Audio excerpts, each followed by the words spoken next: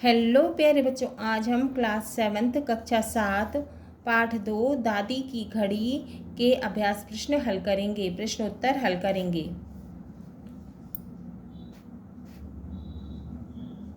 पहला, निम्नलिखित प्रश्नों के उत्तर लिखिए। क, दीपू को दीदी और भैया की तरह कौन कौन सी सुविधाएं नहीं मिल पाती थी? उत्तर, दीपू को दीदी और भैया की तरह सुविधाएं नहीं थीं। दीदी और भैया के लिए मेज़ थी, अलमारी थी और एक अलार्म घड़ी थी, परंतु दीपू के पास इनमें से कुछ भी नहीं था। बस्ता टांगने के लिए बस एक खूंटी थी, पढ़ने के लिए मेज़ तो दूर एक डेस्क तक नहीं था। तो दीपू को भैया और दीदी की तरह सुविधाएं नहीं थीं। ख, बिना अलार्म घड़ी के दादी सुबह कैसे उठ जाती थी? उत्तर, दादी रात को सोते समय अपने तकिए से जल्दी उठने के लिए कहकर सोने के लिए जाती थी। आश्चर्यजनक रूप से ठीक उसी समय पर उनकी आंखें स्वयं ही खुल जाती थी। तो दादी जो थी वो रात को सोते समय तकिए से जल्दी उठने के लिए कहकर सोने के लिए जाती थी और आश्चर्यजनक रूप से ठीक उसी समय उनकी आंखें स्वयं ही खुल जाती थी, अपने आप खुल जाती थी। प्रश्न ग, पिकनिक पर जाने के लिए दीपू समय पर कैसे जाग गया? उत्तर, पिकनिक पर जाने के लिए दीपू ने समय पर जागने के लिए तकिए का सहारा आसरा लिया और उसने कहा, तकिए भाई, मुझे मेहरबानी करके कल जगा ही देना, ठीक 5 बजे।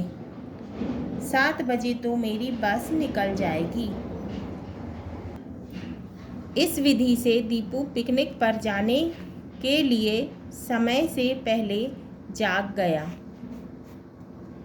घ, दादी ने अनोखी घड़ी का क्या राज बताया? उत्तर, दादी ने अनोखी घड़ी का राज बताते हुए दीपू से कहा, भला तकिया भी कहीं बोलता है? असली अलार्म तो हमारा दिल ही होता है। जब हमें ज़रूरी उठना होता है तो यह हमें जगा देता है। घड़ी की आवाज़ तो तू बंद कर सकता है, पर दिल की आवाज़ बंद नहीं होती, जगाकर ही छोड़ती है। प्रश्न 2, दादी ने दीपू को सुबह समय पर उठने के लिए क्या तरकीब सुझाई? सही विकल्प चुनिए। क्या सुझाई थी तरकीब? आइडिया क्या दिया था दादी ने दीपू को? उत्तर है ग, तकिए से कहो, तकिए राम सुबह 4 बजे जगा देना। भाषा अध्ययन। पहला, निम्नलिखित शब्दों का शुद्ध उच्चारण कीजिए और लिखिए। तो हमें शुद्ध उच्चारण करना है और लिखना है। ईर्षा, खूंटी, चिट्ठियाँ, ताज्जुब, इंस्पेक्टर, अलार्म, चिरौरी, कार्तिक, नुस्खा, ट्रंक। दूसरा, निम्नलिखित वाक्यों में से मुहावरे छांटकर लिखिए। ये वाक्य दिए गए हैं, हमको इसमें से मुहावरे छांटकर लिखना है। का, दीपू को हर तरह की बेगार ढोना पड़ती थी। उत्तर, का बेगार ढोना। क्या है ये? मुहावरा। ख, दीपू बेचारा मम्मी के ट्रंक पर ही गुजारा कर लेता था। उत्तर, ख, गुजारा करना। ये क्या है? मुहावरा। ग, घड़ी तो राजा भैया पहले ही परलोक सिधार गई। इसमें मुहावरा क्या है? परलोक सिधारना। घ, डर के मारे दीपू दम साधे पड़ा रहा। इसमें मुहावरा क्या है? दम साधे पड़े रहना। तीसरा, निम्नलिखित शब्दों में से हिंदी, अंग्रेजी और उर्दू के शब्द छांटकर लिखिए।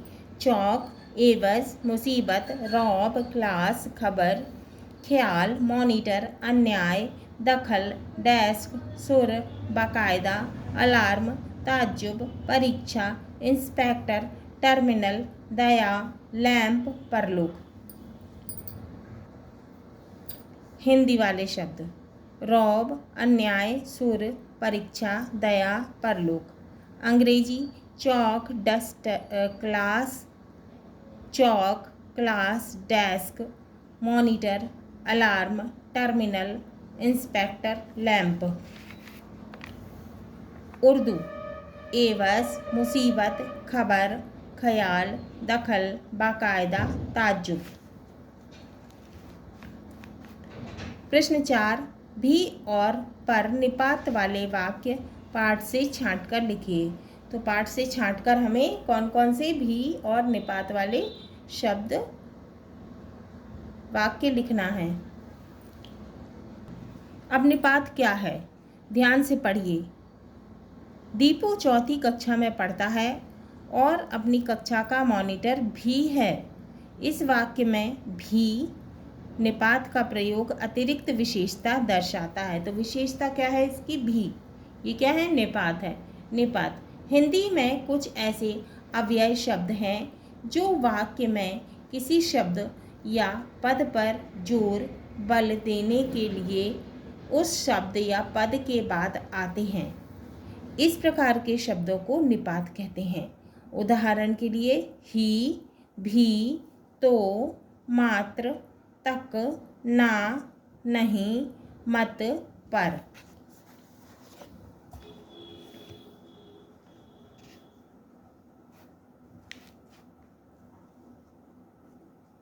पहला, दीपू की बड़ी साध थी कि हम भी सिरहाने घड़ी रखकर सोएं। दूसरा, एक आध बार दीपू का भी मन रख लिया करो। तीसरा, इतने दिनों तक तो एक बार भी नहीं जगाया। चौथा, तकिया भी कहीं बोलता है। पर निपात वाले वाक्य। अब कौन से वाक्य? पर निपात वाले। पहला, पर उसका मतलब यह तो नहीं कि बाकी लोग निरे बुद्धू हैं। दूसरा, उसे तो खुद चाबी भरने की इच्छा थी पर दीदी का चेहरा देखकर चुप कर गया। इसमें पर निपात।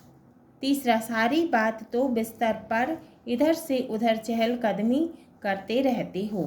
चौथा, आंगन में पड़ी खटिया पर चुपचाप जा बैठा। पांचवा, घड़ी की आवाज़ को तू बंद कर सकता है पर उसकी आवाज़ बंद नहीं होती। पर इसकी आवाज़ बंद नहीं होती। प्रश्न 5, निम्नलिखित वाक्यों को ध्यानपूर्वक पढ़िए और उदाहरण के अनुसार उन्हें छोटा करके लिखिए। उदाहरण, दीदी भैया जब पढ़ते होते तो घर में कोई उसे ऊंची आवाज़ में बोलने तक नहीं देता था। अब इसका क्या करेंगे? अपन छोटा वाक्य बनाएंगे। दीदी भैया के पढ़ते समय कोई उसे ऊंची आवाज़ से नहीं बोलने देता था। आ, सोते में मुझसे घड़ी टूट गई और सबके सब मुझे डांटने लगे।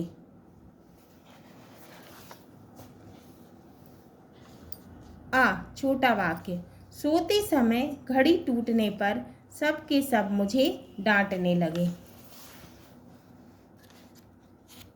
बा, वह तो समझा अभी रात है और डर के मारे दम साधे चुपचाप पड़ा रहा। बा, छोटा वाक्य, रात समझकर वह डर के मारे दम साध कर पड़ा रहा। छठवां, उदाहरण के अनुसार वाक्य बदलिए। तो हमको उदाहरण के अनुसार वाक्य बदलना है। उदाहरण, पता है हम लोग सांची जाएंगे। वाक्य बदला, ना जाने हम कब सांची जाएंगे। का, पता है कल हमने मलाई खाई थी। का, बदला वाक्य, ना जाने कब हमने मलाई खाई थी। खा, पता है कल आसमान में गुब्बारे उड़े थे। खा, बदला वाक्य, ना जाने कब आसमान में गुब्बारे उड़े थे। गा, पता है तकिया मुझे जगाएगा। बदला वाक्य, ना जाने कब तकिया मुझे जगाएगा।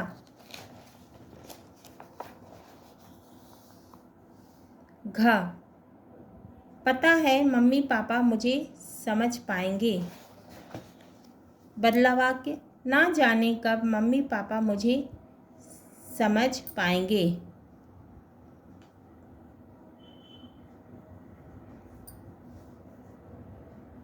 प्रश्न 7,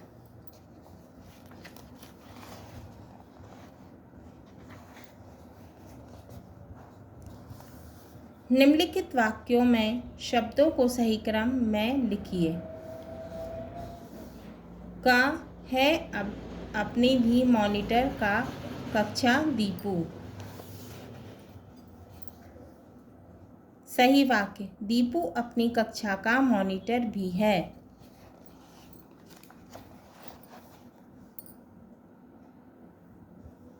खा, गई सिधार घड़ी राजा परलोक भैया। सही वाक्य, राजा भैया घड़ी परलोक सिधार गई। गा, टाइम पीस था अलार्म ही एक घर में।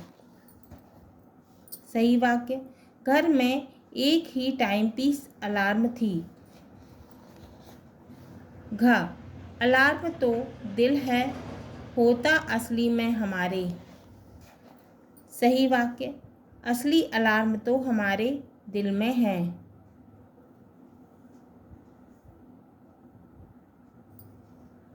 असली अलार्म तो हमारे दिल में होता है।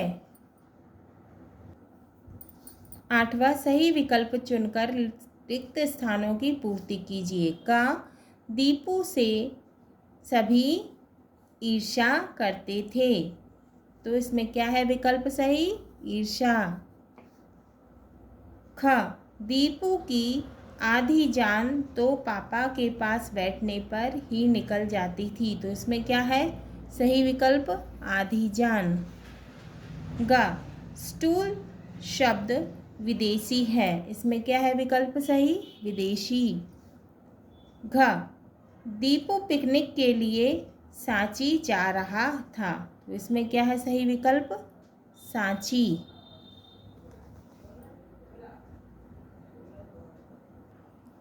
हाँ तो प्यारे बच्चों, आज ये हमारा पाठ 2 दादी की घड़ी के अभ्यास प्रश्न पूर्ण हुए।